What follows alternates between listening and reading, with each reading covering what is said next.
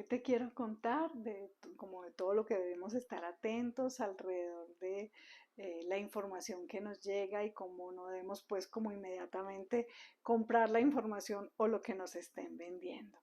En Estados Unidos, una cadena importante de calzado de bajo costo, se ingenió un experimento como para mirar qué pasaba si ese mismo calzado, sin cambiarle absolutamente nada, le cambiaban el nombre y le hacían toda una campaña de mercadeo y de mucha propaganda, pues como para generar una expectativa de que iban a abrir una tienda nueva y de que era una marca pues especialísima, que usaban personas de X características y demás. Eh, y pues la gente empezó a hablar de la marca y a seguirla y demás y abrieron pues el local.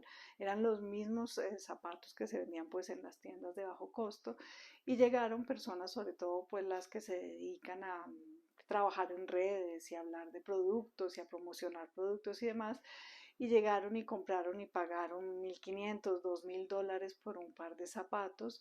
Y pues empezaron a hablar de las bondades y propiedades maravillosas de estos pares de zapatos. Bueno, después a estas personas les informaron que bueno, que esto era un experimento, con lo cual querían mostrar que en ese caso esos zapatos seguían siendo muy buenos y excelentes y pues muy deseables de tener, pero que podían valer, pues podían seguir siendo de bajo costo, como transmitiendo que el que fuera bajo costo no le quitaba calidad y belleza y demás.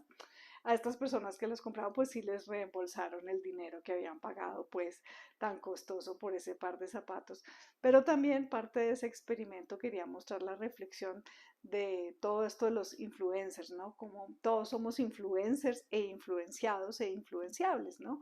Como todas estas ideas, imágenes y mercadeo que nos llega, a veces no lo procesamos, no lo evaluamos bien y vamos comprando toda la información rápidamente y vamos comprando productos incluso a veces o sin necesidad o sin entender muy bien de qué se trata, porque de pronto es lo que llegó rápido, lo que está de moda o lo que alguien muy importante recomendó.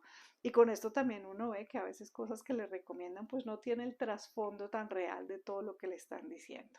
Entonces seamos cautos con toda la información que estamos consumiendo en el día a día. Si te gusta esta información, suscríbete, dale like. Soy Vicky Pérez, médico psiquiatra. Espero que tengas un lindo día en armonía.